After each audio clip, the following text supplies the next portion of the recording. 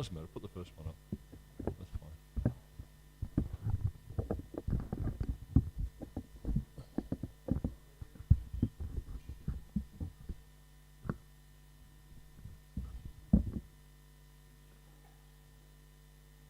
That's for you. Thank you.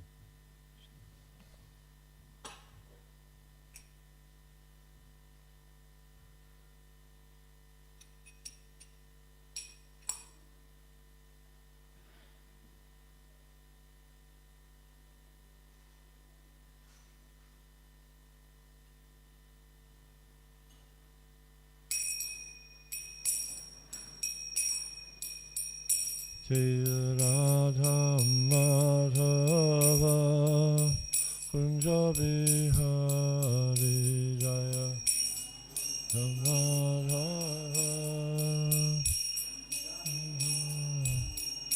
Jaya Radha Madhava Kunja Bihari Jaya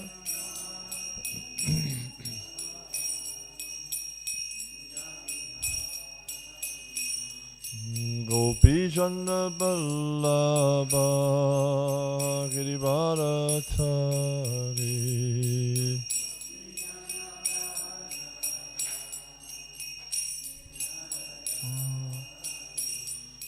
Gopi Chandra Ballabha Girivarathari Gopi Chandra Ballabha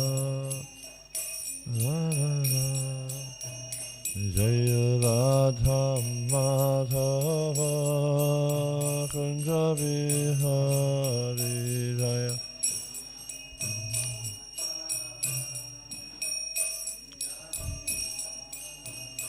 Jaya Radha Madhava Kunja Bihari Jaya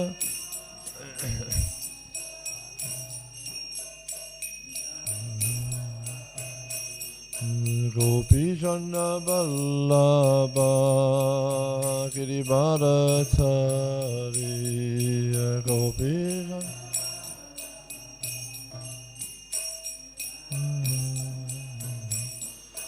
Gopi Chandra Ballabha Girivarathari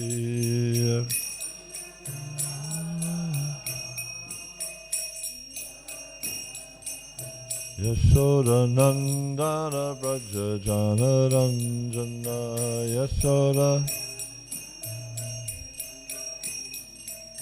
Yashoda Nandana Braja Jana Ranjana Yashoda Yamuna Tira Vanachari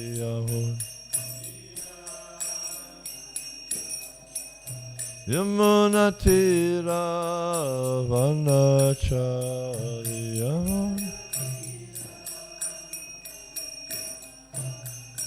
Jaya Radha Madhava Kunja Bihari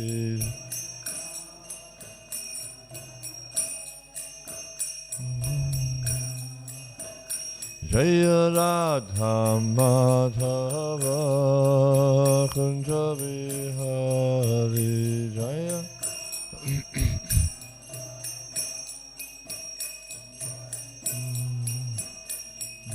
Gopi Chandra Ballabha Girivarathari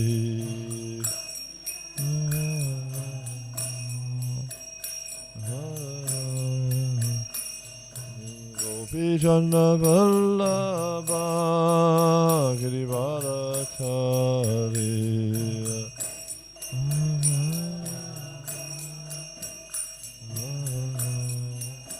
Yashoda Nandana Braja Jana Ranjana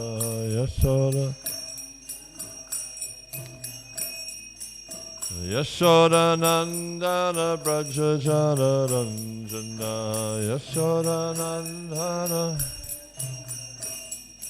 Yamuna Tira Vanacharya Yamuna Tira Vanachari Yamuna Jaya Radha Madhava Kunja Bihari Jaya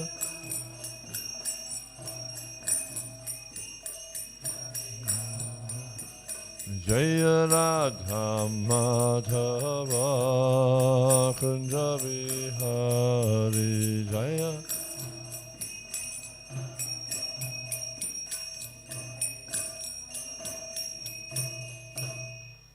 Jai Nitya Vishnu Vishnu Pada Paramahamsa Pari Vrajaka Charja Ashto Tarasasa Shri Shrimad His Divine Grace of High Charana Ravinda Bhaktivinoda Swami ISKCON BBD Founder Charya Save the whole world Srila Prabhupada Jai Nitya Vishnu Vishnu Pada Pari Vrajaka Charja Ashto Tarasasa Shri Shrimad His Divine Grace of Bhakti Siddhanta Saraswati Thakur Maharaj Ki Ananta Koti Vaishnavindi Ki Nama Charja Shahardas Thakur Ki Premsa Kaho Sri Krishna Chaitanya Prabhu Nityananda Shri Advaita Gadadhara Sri Sadhguru Bhaktivinoda Ki Shri Shri Radha Krishna Gopinath Shamakund Radha Kundi Giri Govardhana Braj Bhumi Shri Vrindavan Dhama Ki Navadip Mayapur Dhama Ki Purusham Chatra Jagannathpuri Dhama Ki Ganga Mai Ki Jamuna Mai Ki Bhakti Devi Ki Tulasi Maharani Ki Samaveta Bhaktivinoda Ki Jai Nitai Gaur Premanand all glories to the Son of the Lord, all glories to the all glories to the Lord, all glories to the Lord, to Shri Guru and Shri Garanga, all glories to the Prabhupada.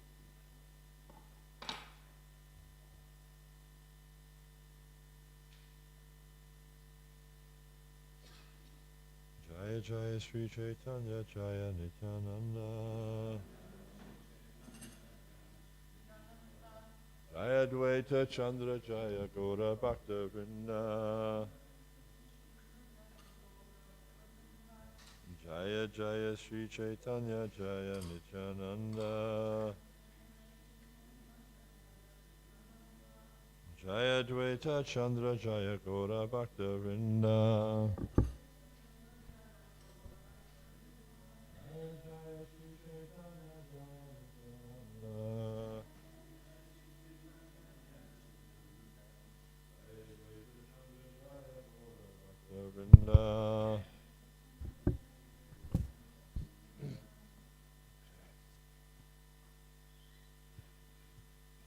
So it's 82, okay.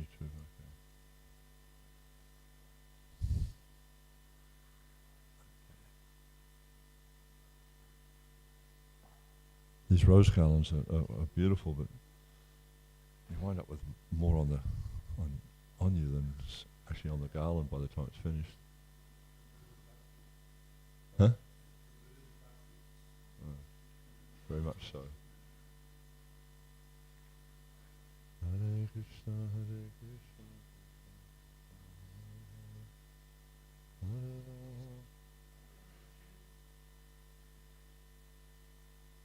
Rama. He Gupta Babu Sindha Brahmana Pai Eka Bindu. Hena Dana Vilaya Sangsare. He Gupta Bhava Sindhu Brahmana Paya Eka Bindu. Hena Dana Valaila Sangsare. Achi Dayalu Avatara Aichi Data Nahi A. Guna Keha Nari Vani Vare. Aichi Dayalu Avatara Aichi Data Nahi A. Guna Keha Nari Varni Bare. He Gupta Bhava Sindhu Brahmana Paya Eka Bindu. He Nadana Valaila Sangsare. Aiche Dayalu Avatara Aichi Datta Nahi Ara Guna Keha Nari Vani Bale E Gupta Bhava Sindhu Brahmana Paya Eka Bindu Hena Danava Laila Sangsare Aiche Dayalu Avatara Aichi Datta Nahiyar Guna Keha Nari Varni Bade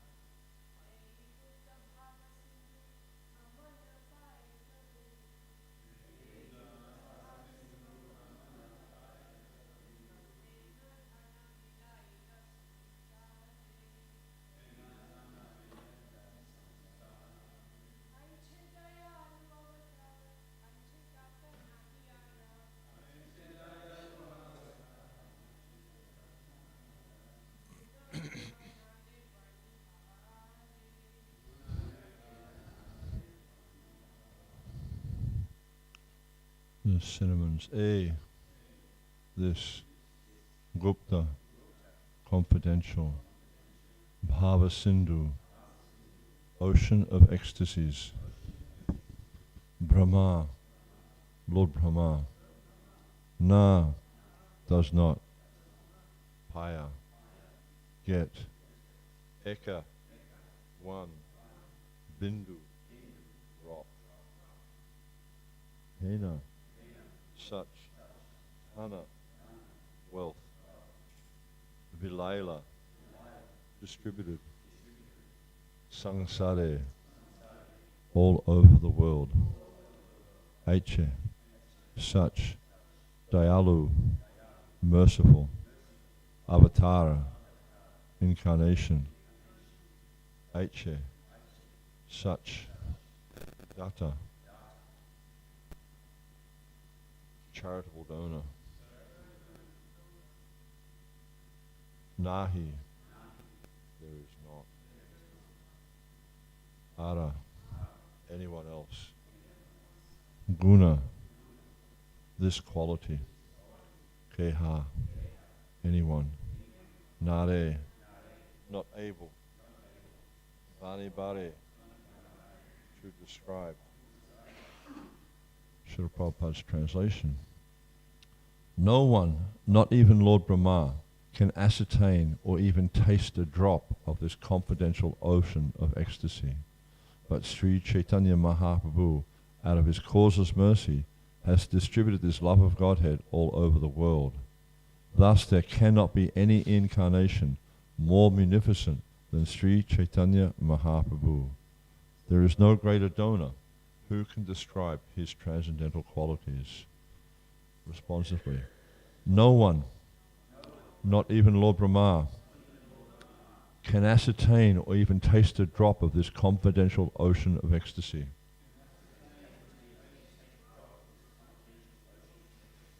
But Sri Chaitanya Mahaprabhu, out of his causeless mercy, has distributed this love of Godhead all over the world. Thus there cannot be any incarnation more munificent than Sri Chaitanya Mahaprabhu. There is no greater donor. Who can describe his transcendental qualities? So a very, very sweet verse where Krishnadas Kaviraj is explaining to us the nature of Sri Chaitanya Mahaprabhu. And as we have in his pranam prayer, Namo Mahabharanyaya Krishna Prema Pradayade Krishnaya Krishna Chaitanya Namne Gauratushe Namaha. It talks about this Mahabharanyaya being the most munificent incarnation of Godhead. And he's actually come to freely distribute that which no other incarnation of Godhead has ever done before. If you look at all the different incarnations of Godhead, they haven't done what Sri Chaitanya Mahaprabhu has done. He's come to give the love of Godhead simply through this process of chanting Hare Krishna. Whereas if you look at other incarnations of Godhead, they're giving essentially the same thing, but it's more difficult to attain. If you look at Kapila Dev, he's given this whole philosophy of Sankhya, and there's such a complicated practice. Krishna, at the end of the Gita, he says, "Savadamam Prityajam Mamekam Sharanam Bhara." You surrender to me completely. You give up everything. Then you'll attain this love. Chaitanya Mahaprabhu, nothing like that. He just says, chant Hare Krishna. You'll get love of Godhead. And this is why this incarnation or this appearance of Krishna as Chaitanya Mahaprabhu, because it's not like he's an incarnation generally indicates like a different form, like come for a pastime or something like that. But Sri Chaitanya Mahaprabhu is non-different. He's Krishna himself directly. Sri Krishna Chaitanya Radhe Krishna Nahayanya. Bhakti Siddhanta Saraswati Thakur, he's declared that Lord Chaitanya, he's the combined appearance of Radha and Krishna. So he's come in this particular form, as it's described in his pranam prayer, to bestow what no other incarnation has ever given before. And there's this most confidential love of Godhead. So by taking shelter of Chaitanya Mahaprabhu, then we can very quickly achieve love of Godhead. And Prabhupada makes this point many, many times, how we can very quickly achieve this. And one of the reasons Srila Prabhupada explains this, he says one of the reasons it's very quick is because it's not something that's foreign. It's not something we have to learn that we've never done before. But actually this position of love of Godhead is intrinsic to the self. Because as it's described in many places, but one place in particular is Jivera Surupahoy Krishnera Nityadas. That the nature of the jiva is to be an eternal, is swarup. Swarup means like own form. It's not like something that's foreign to the jiva. It's our actual form. It's just like if you take water, what's the nature of water? It's to be wet. If it's not wet, it's not water, it's something else. If you add temperature or you reduce temperature, you change its nature, therefore it's no longer water. But when you return it to its normal temperature, then it takes on this nature of being wet. It's the same, sugar. If you taste sugar and it's not sweet, you go, that's not sugar, that's something else. Like sometimes the cooks, they might accidentally put in the sabji, they might put citric acid instead of salt because they look the same. But if anyone's ever had a sabji with citric acid in it, it's like quite an unusual taste, So everything has its nature. Everything in this world has its nature. And the nature of the jiva is to love God. That's our nature, because we're an eternal servant of God. And our natural position is to love the Supreme Personality of Godhead. So that's a little bit of a prelude into what I really want to talk about a little bit later. Okay, we'll read the next one. Kanibara katanahi kahila kehana bujhaye aichi chitra chaitanyera ranga se bujite pari chaitanyera kripa yanre hayatanra dashanu dasha sange. Such topics are not to be discussed freely, because if they are, no one will understand them. Such are the wonderful pastimes of Sri Chaitanya Mahaprabhu.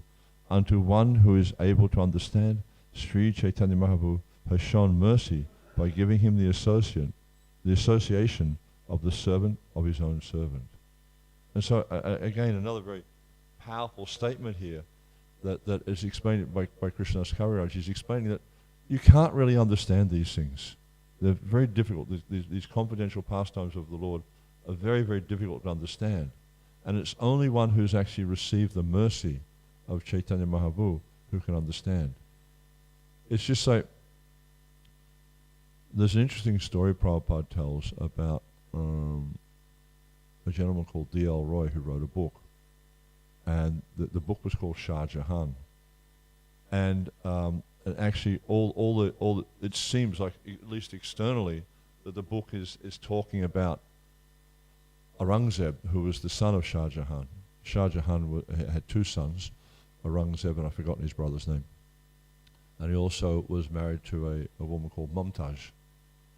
And so basically, if you look at the book, I mean, I haven't looked at the book myself, I'm just going on what Srila Prabhupada says, but the main content of the book seems to be the activities of Shah Jahan. So his friend was questioning and saying, but why have you called it Shah Jahan? It seems to be all about Aurangzeb. But he says, no, actually, this book is all about the sufferings of Shah Jahan and what he went through because of his son. And also, his wife passed away quite young. And so, the Taj Mahal is actually a memorial to his wife. A very, very beautiful building. He used to actually have all these stones, because the Muslims are really expert at doing this inlay work. Very, very beautiful. Where they sort of cut into the marble and they put small jewels and things like that in it. So I used to have all these precious jewels in there, but people have come and sort of pried them out with a knife or whatever and stolen them all over the years. So he lamented greatly because of the loss of his wife, and then when Aurangzeb came of age, he killed his brother, he imprisoned his father. He was like a bit of a rascal, and he sort of had a reign of terror on India. And so the whole time, Shah Jahan was just lamenting this situation and how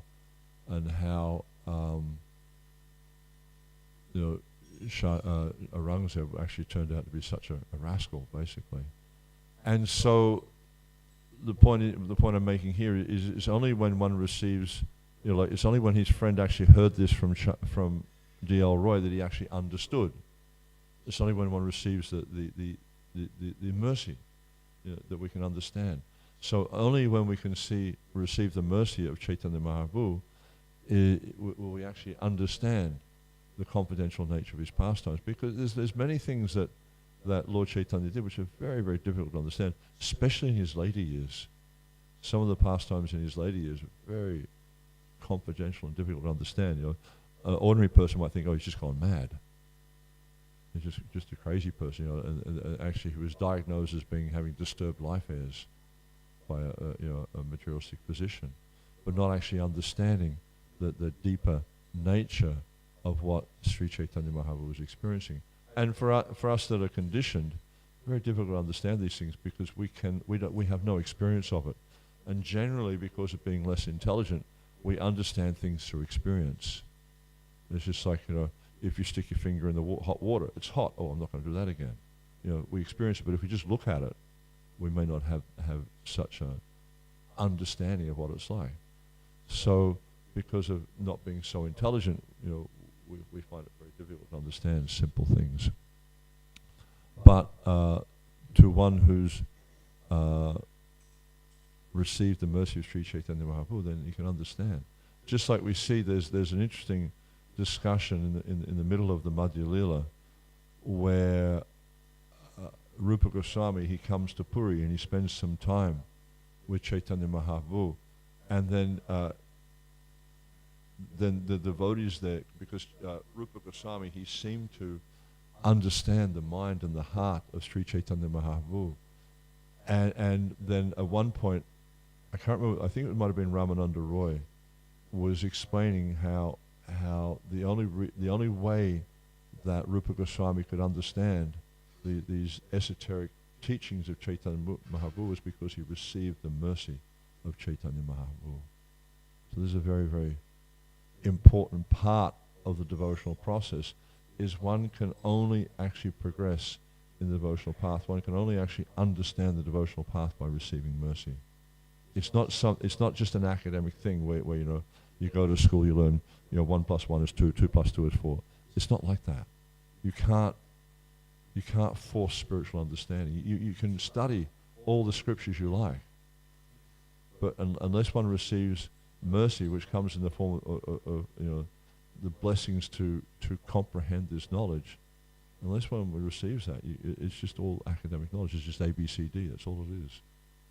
It's not. I'm sure we all have this experience. Is by reading the scriptures, by hearing the scriptures, and by the association of devotees. This is a point that Krishnadas Kaviraj is bringing out here, where he talks about this. What's the word he uses here? Dasanu dasa sangha. Very important. There's dasanu das, meaning like the servant of the servant of the servant of the servant. Sangha, to have the association of those persons who see themselves as a servant of a servant of a servant. That's really important, because when one has this mentality, because if you look in the material world, it's the opposite. I don't want to be the servant, I want to be the boss, because servant's got a bad rap in the material world. It's like, you're just the bootlicker, you're the guy who has to run around and do everything.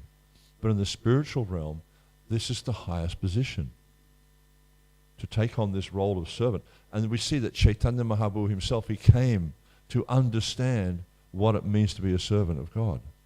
He wanted to understand that, because that was something that was completely foreign to him.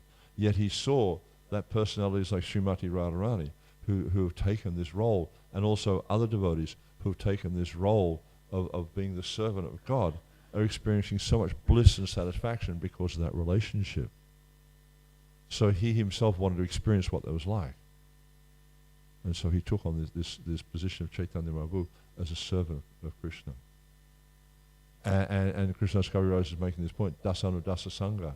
You can understand this truth by taking this position of being a servant. Because Prabhupada, he declares this in a purport in the,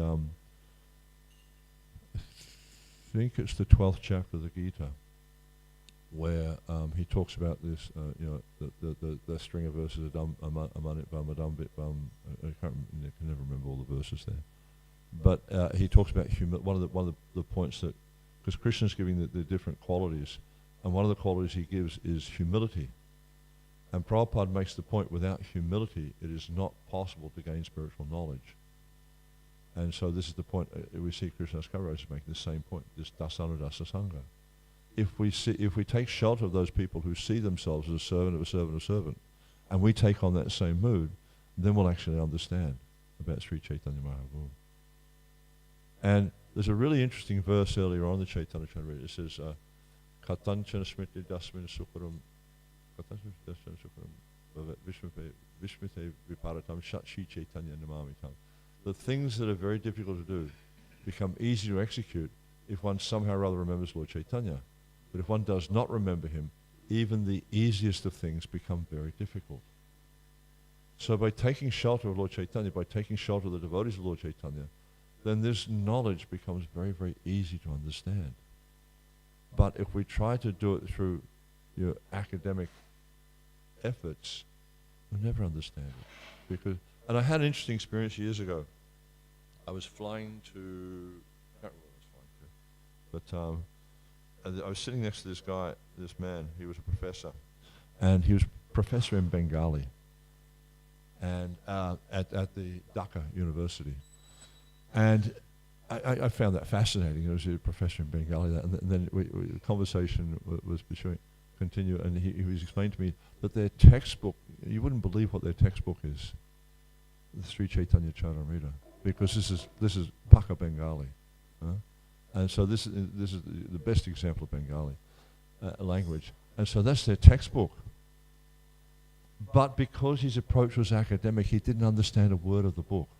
It was just a textbook to him. He didn't accept that Chaitanya Mahaprabhu was God. He just said he was a saint. Just a great personality, but didn't accept he was God.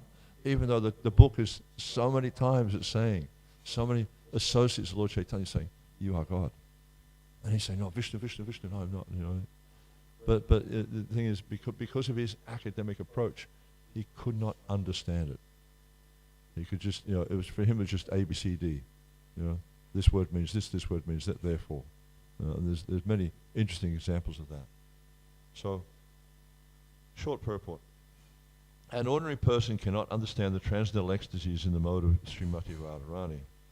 Unfit persons who utilize them are perverted into the Sahajya, Bala, and other sampradayas. Thus the teachings are perverted.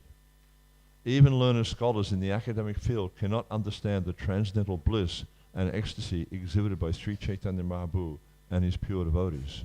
One must be fit to understand the purport of Sri Chaitanya Mahaprabhu's activities.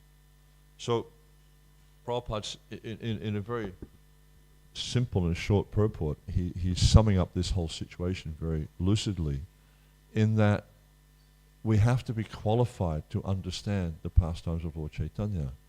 And this qualification comes about by the mercy of our previous acharyas. We see that, Bhaktivinoda Thakur, he went to great endeavors to find the Chaitanya Charitamrita because it was such an important literature. And he wanted to have this book for future generations. I have heard a story. I'm not 100% clear if it's true, but I have heard it. It's a very interesting story. Bhaktisiddhanta Saraswati Thakur, he was explaining that if you're caught in a flood, and you're out in the river, and you've got the Bhagavad Gita and the Bhagavatam and the Chaitanya Charitamrita, is okay, let go of the Bhagavad Gita. The other books are important, but if still you're finding it too much, let go of the Srimad Bhagavatam, because the Chaitanya Charitamrita, it contains everything. Everything that's in the Bhagavad Gita and everything that's in the Srimad Bhagavatam is there in the Chaitanya Charitamrita. So it's such an important book, but the only way we can understand this is through the mercy of our previous acharyas. We can't understand this book, just by mundane reading. It's such deep philosophy. But here also we see that this is how we become fit to understand the purport of the Sri Chaitanya Mahaprabhu's activities, is by taking shelter of those devotees who have taken shelter of the previous acharyas. And in this way we can actually understand. But also one thing Prabhupada's talking about here, which I wanted to discuss a little bit about, because I think it's really...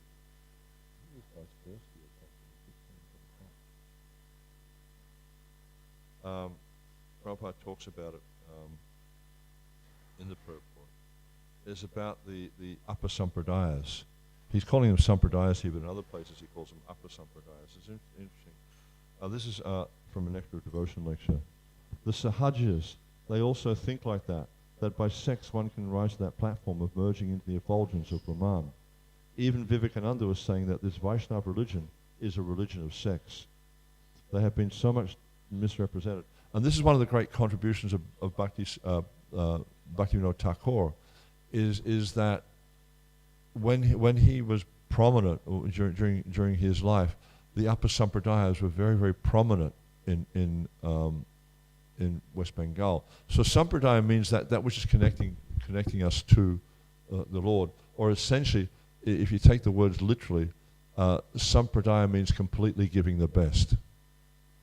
So by following a bona fide sampradaya, you actually become connected to the Supreme Personality of God. But an upper sampradaya is the opposite.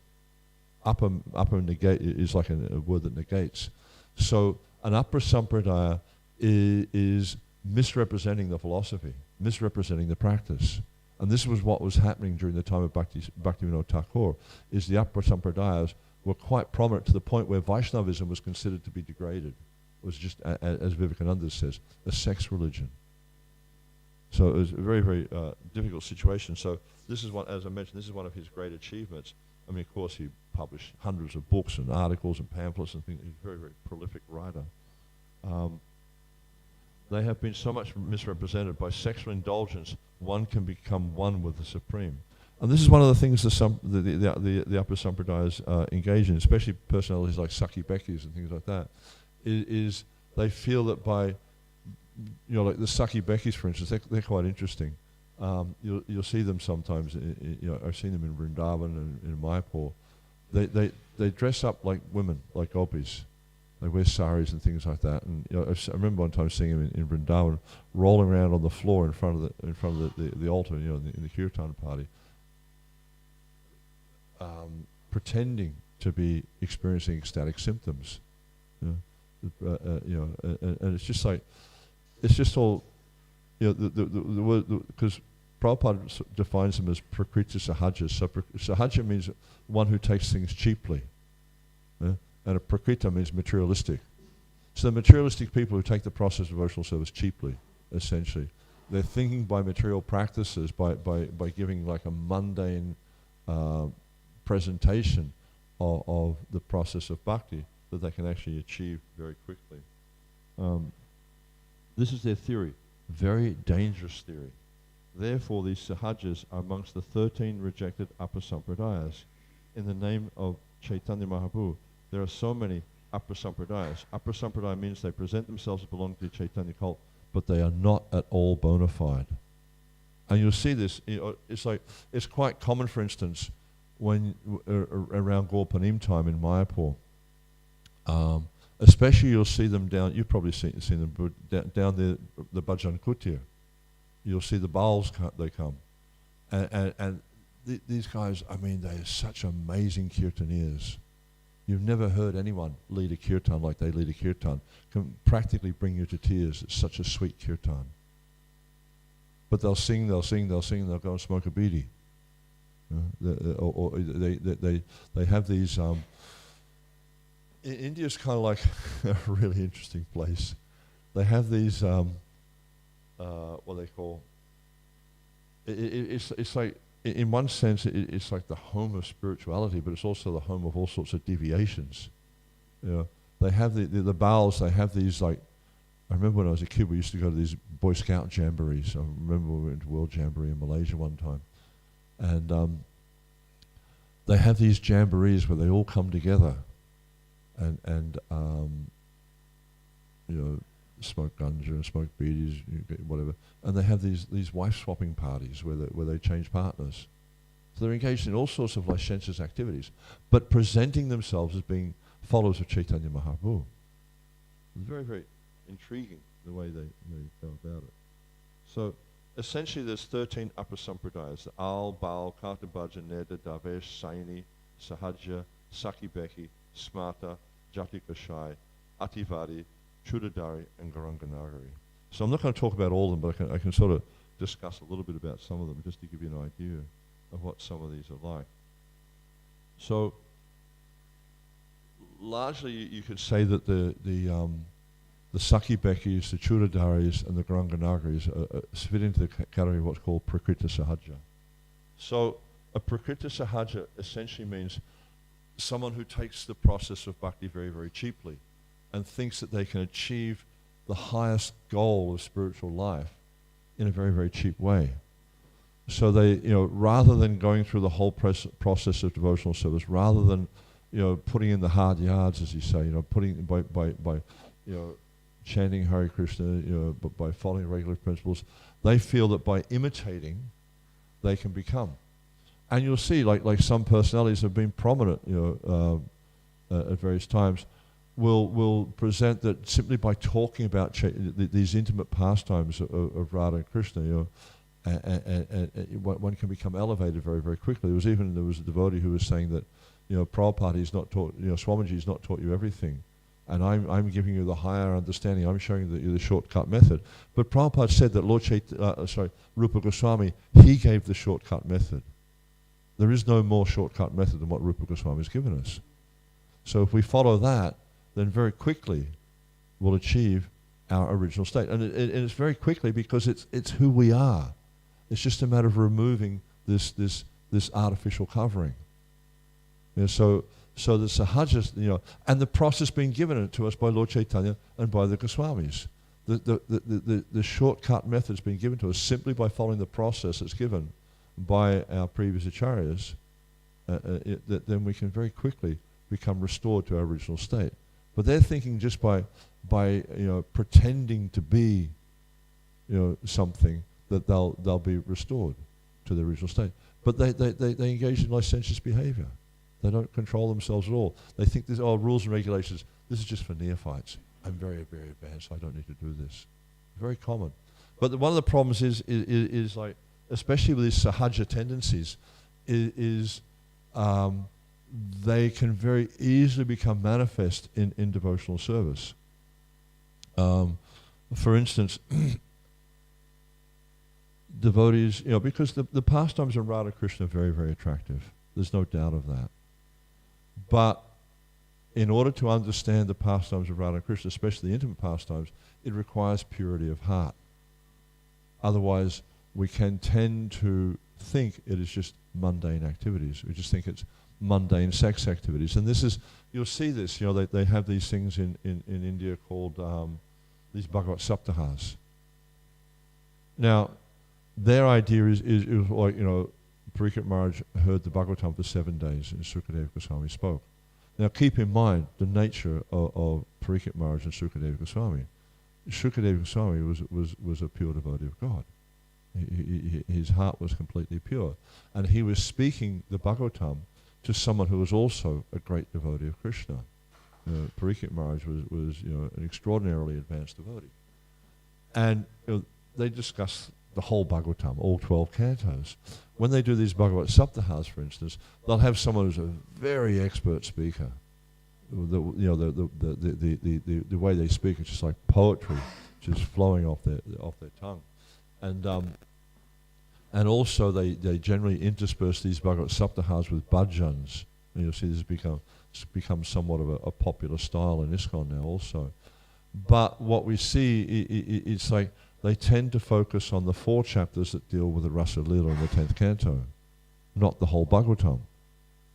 So what happens then is people they'll attend these Bhagavad Saptahas and with their wives, and they hear these intimate experiences of Radha and Krishna, and rather than that, because the speaker's not qualified and they as hearers are not qualified, rather than their heart become purified, what happens is they just incite their lusty desires, and they go and engage in mundane sex exchange with their partner, with a wife or a girlfriend or whatever it is.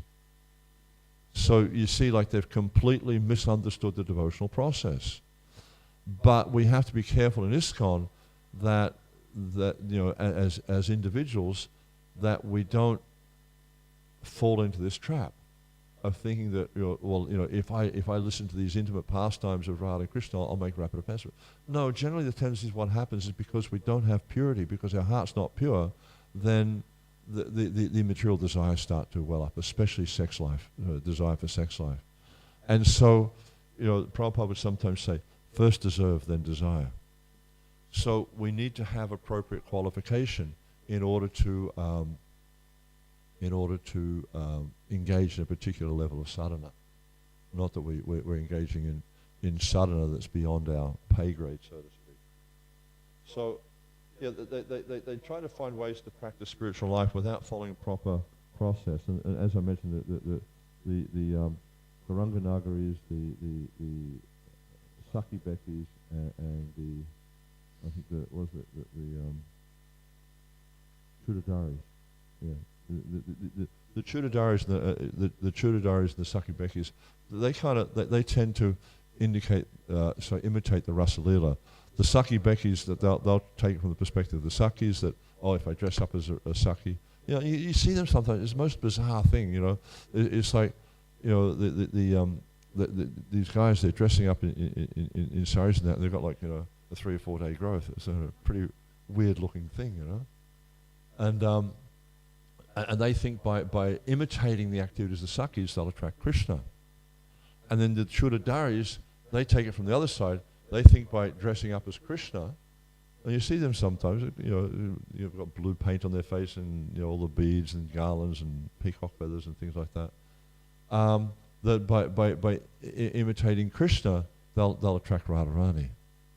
And just by gosh, if that was the case, we'd all be dressing up like this, and with the idea of attracting Radha and Krishna. But that's not what attracts Krishna. What attracts Krishna is a pure heart. I was talking about this the other day when because it's described of this Vishuddha Sattva, or this Vasudeva Sattva. When one comes to the point of being completely purified, when one's heart is at place where it's a suitable place for Krishna to reside, then Krishna appears. Not before that. You can't just pretend to be a great devotee and it's going to work. It's just like there was a case a few years ago in Queensland where there was this guy who's actually from India, and he somehow or other, in India you can falsify any document. It's very, very easy. You just have to pay someone enough money, they'll give you a bona fide paka, government stamp, document, which you have no qualification. So he had this qualification from the Indian government as a doctor, and he was I think it was around Bundaberg, somewhere like that. He was practicing as a doctor, but people started dying from his treatments, and so then the Australian Medical Association investigated him. They found out he was a quack. Even though he's presenting himself, he had the clinic, he had the stethoscope, all this stuff, he looked like a doctor, but he didn't have the appropriate qualification, didn't have the appropriate training. There's a very rigorous training that they have to go through to get this qualification, and in order to be licensed to practice medicine and to do operations and stuff like that. So in devotional practice, it's so much more the case, is we need to be very, very purified in heart in order to attract Krishna. You can put on a show and bewilder innocent people, people who don't understand the devotional process. And this is why it's so important for us to study the books of our acharyas, so that we understand what it means to be a devotee, so that we understand what I have to do in order to purify my heart so I can attract Krishna and Radha. But the Sahajas or the upper sampradayas, they don't want to do that because it's too hard. Just follow the easy path. And I've got a lot more information to cover here, but because of time. But the thing is, like, with all these upper sampradayas, we shouldn't think that this is something that happens in West Bengal or different parts of India. It can't happen in ISKCON. It does happen in ISKCON. There's one of these sects, I can't remember which one it is, might be the Chudadaris, I can't remember. But one of these sects where they take the guru to be God. He's directly the God. I was sitting in a class in Sydney a few years ago, and the devotee who was speaking in the class, he said that we have to understand that the guru is directly Krishna. And I questioned him on that. I said, well, this is Mayavadi philosophy. This is a very, very dangerous philosophy. The same thing happened. They had a Janmashtami festival, I think it was, at New Vrindavan back in the late 70s. And there was 3 sannyasis there. Can't remember the names of the sannyasis. I think Brahmananda was one of them. Vishnu Jan and maybe Sudama Maharaj. Can't remember. Anyhow, they started to preach that actually we've all misunderstood Prabhupada's position. Prabhupada is actually God. And when Prabhupada found, and they were going all around the US and preaching this, and people were buying into it. Devotees were buying into it because they don't read.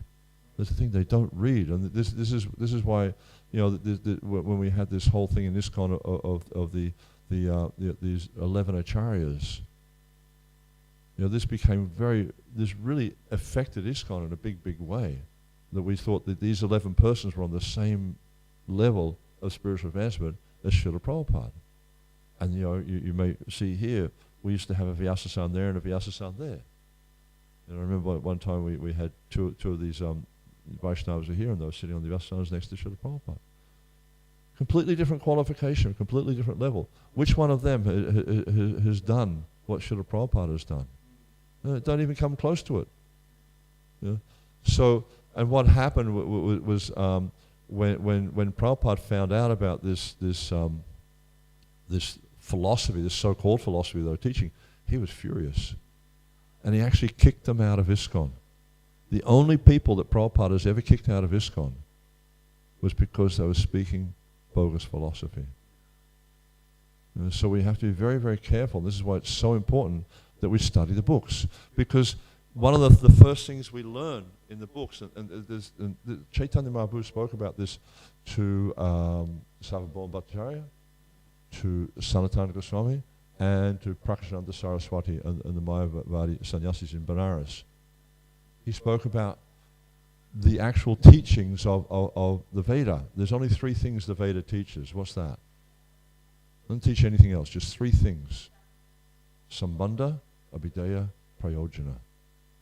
That's the whole content of the Veda. And that was the content of Chaitanya Mahaprabhu's teachings, was Sambandha, Abhidheya, and Prayojana. Now the problem is because devotees don't study, they don't understand what their Sambandha is. They don't understand who God is, they don't understand who they are. Therefore, so many erroneous conclusions come. And we see that there's so many statements, what's my position? Jivera Surapahoy Krishnera Nityadas. I'm an eternal servant of Krishna. First thing we have to understand is I'm a servant. Krishna's the enjoyer, not me. One of the big problems with the Upper Sampradaya philosophy is they flip it.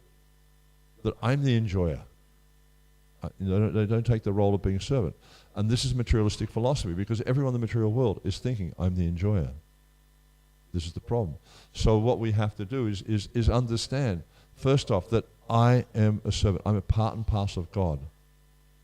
He is the supreme enjoyer. Krishna states this in his Bhaktirang Yagatapasam Savalok Maheshram Sudaram Savabhutam Gatvamam Shantim Ruchati. If we study Prabhupada's books, if we study the books of our previous acharyas, then there should be no doubt as to who I am, as to who God is, what is the relationship. Because until we actually understand Sambandha, Abhidheya and Prayojana are non-existent for us. We cannot make progress in spiritual life until we understand who I am. And it's really interesting that when Sanatana Goswami met Chaitanya Mahaprabhu for the first time, what did he say? Who am I? He said, they say that I'm a learned scholar. Because you study Bhagavatam, but he said, I don't even understand who I am.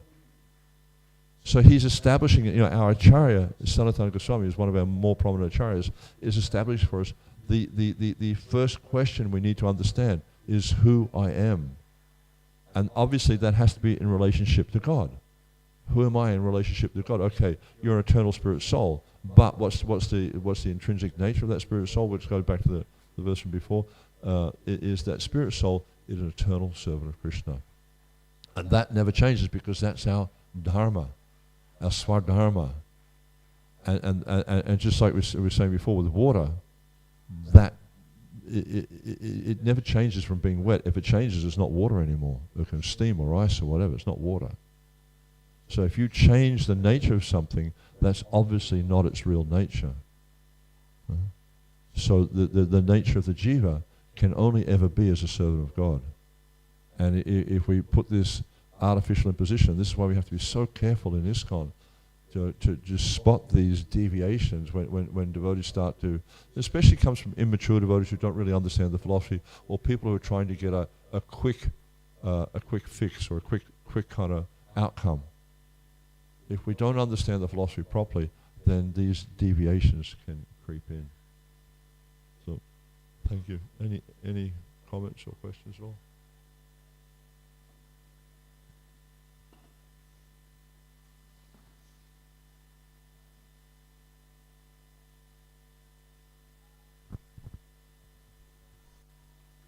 Jina Mitra Prabhu. What's the best way to get the mercy? As you said at the beginning, we're only advanced if we can get the mercy of the servant of the servant.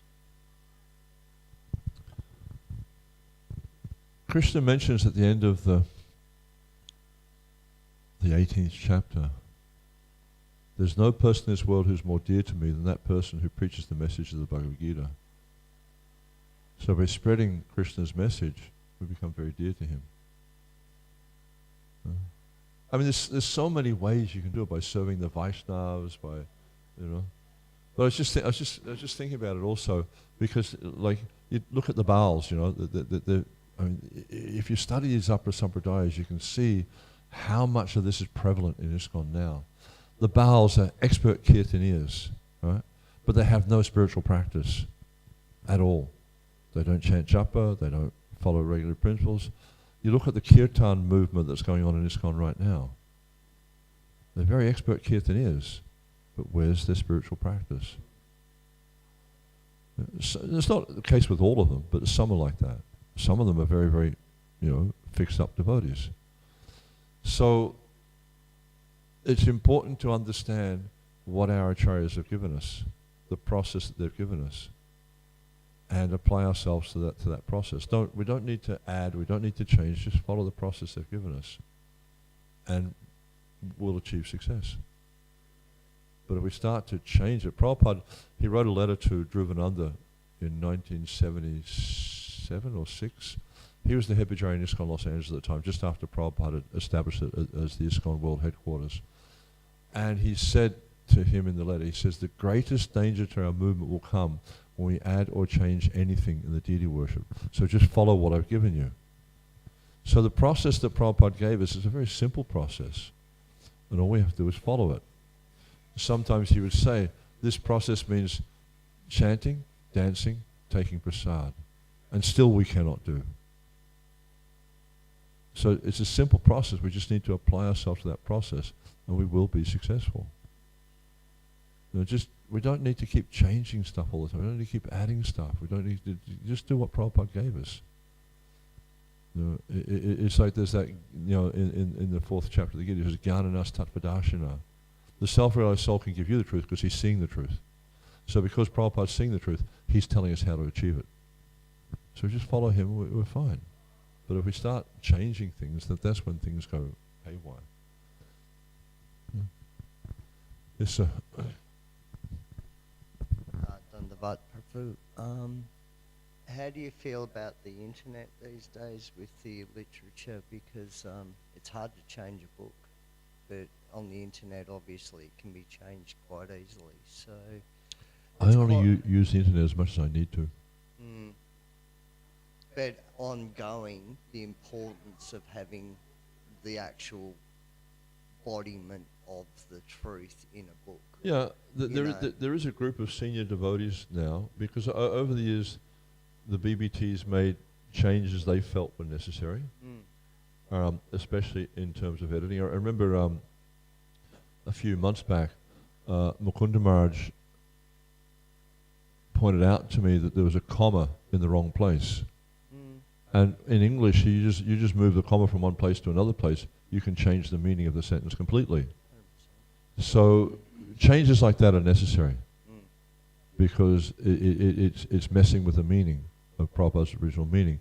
But when they change the meaning of Prabhupada's intended meaning, and there's a group of senior Vaishnavas now, very, very qualified Vaishnavas, who are going through all the edits to see if they are in line with Prabhupada's teachings.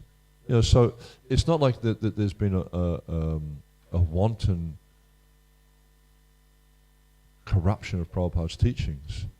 There's just been things that they thought were necessary edits, and responsible Vaishnavas within the society are looking at it to make sure these things are consistent with Prabhupada's teachings.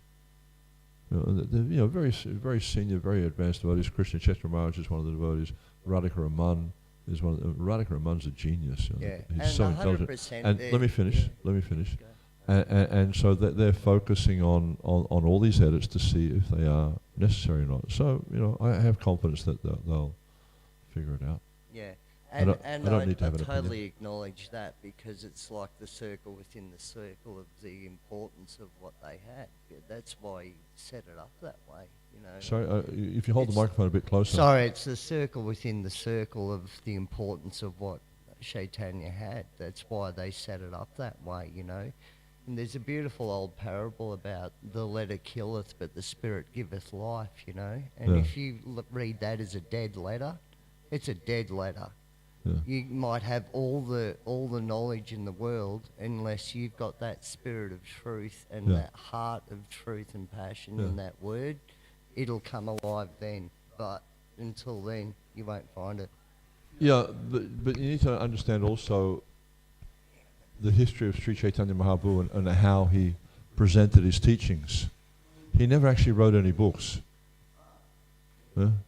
Not one book. He wrote 8 prayers. Yeah? But then, see, back in those days, especially the caliber of personalities that Chaitanya Mahaprabhu was dealing with, they had what they call Shrutidhara.